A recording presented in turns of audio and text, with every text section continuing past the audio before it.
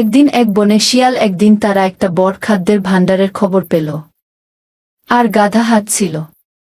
শিয়াল ছিল খুব বুদ্ধিমান আর গাধা ছিল একটু বোকা। তাদের মধ্যে বন্ধুত্ব ছিল, তবে শিয়াল প্রায়ই গাধাকে বোকা বানাত।